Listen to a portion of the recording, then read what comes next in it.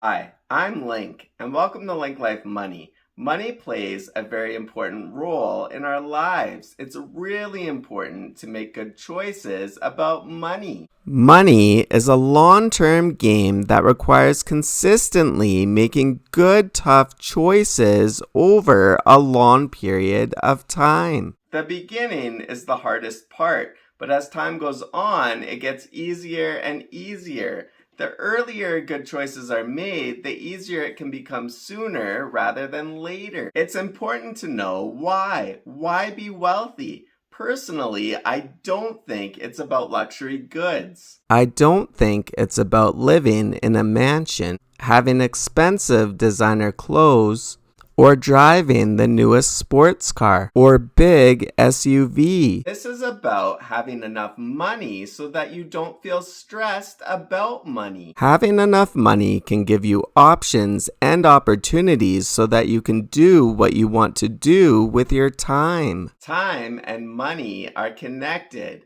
Money is valuable while time is priceless. Thinking about money is positive, while stressing about money can be very harmful to one's health. Being proactive and thinking about money can help deal with stressful events that can come up. Now, I know that everyone's situation and starting points are completely different.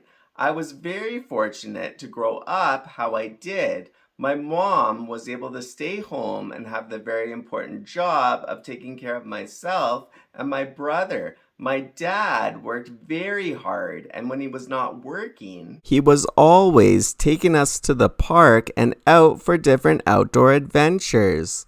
I definitely had a fun, amazing childhood. My dad was also the one that taught me about money. Growing up, there was no YouTube money-related videos. I learned about money from talking with and watching my parents handle money. Eating out was for special occasions, for they handled money very responsibly. Money was openly talked about, just as common as the weather. They were always open with me about how much things cost, and they always gave me choices about what I wanted to do with my own money. They were very patient with me and let me learn from making my own mistakes as well as my own good choices. I was very fortunate to have an allowance at such a young age. I remember going to the toy store with my dad. I had a choice. I could save it or spend some of it. I think I spent most of it. It was on a little toy that had a push button. There was a circle that spun and it sparked a bit. It was cool, but looking back, it would have been cooler to have spent some and saved some and to have had more of a balance. I appreciate the guidance that my parents gave me.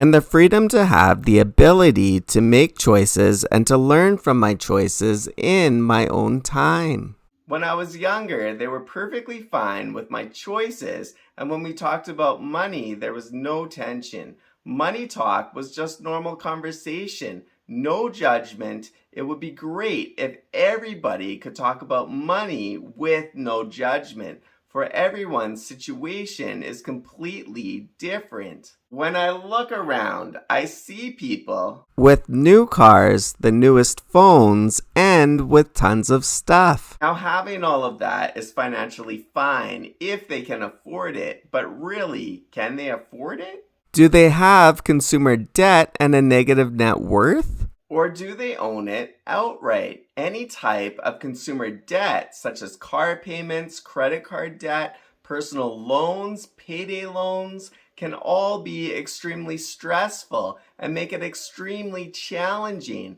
Again, no judgment. But instead of focusing on stuff or other people's stuff, it's best to look at our own financial situations and to plan out how good decisions can be made so that the money stress is gone. And the opportunities and choices can be made with more ease. Say, for example, what if someone was in their 50s and they had health concerns that happened and they could no longer work? That would be extremely stressful for the person and their families. But if that person had good insurance and a financial plan earlier in life, This person could then possibly just focus on their health and not have to stress about money. A lot of time, money catastrophes happen when a person has a health problem and can no longer work, or they want or need to retire, but they don't have the money to financially be able to comfortably do so. In the United States and Canada, approximately 20% of people, or 1 in 5 people, skip a meal due to financial reasons. This is a really sad, heartbreaking story. This elderly couple has recently had their rent increased by $400 a month, and they are now paying $2,080. They are on a fixed pension, and the husband has dementia. They say that they have been selling furniture and even skipping meals, and that they only have about $70 left over every month after paying for rent and utilities. Again, no judgment, for everyone's situation is completely different. This couple is in an extremely scary financial situation.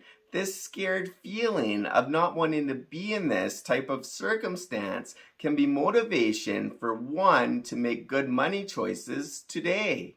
I have made so many videos showing you the money lessons that I have learned and the experiences that I have had. I just posted my 1-year video that will show you how much I've made on YouTube. It's up on the screen right now. Thank you to everybody for your support. I'm now at 212 subscribers. If you could please subscribe, I would truly appreciate it. Save money, make good choices, and please be kind.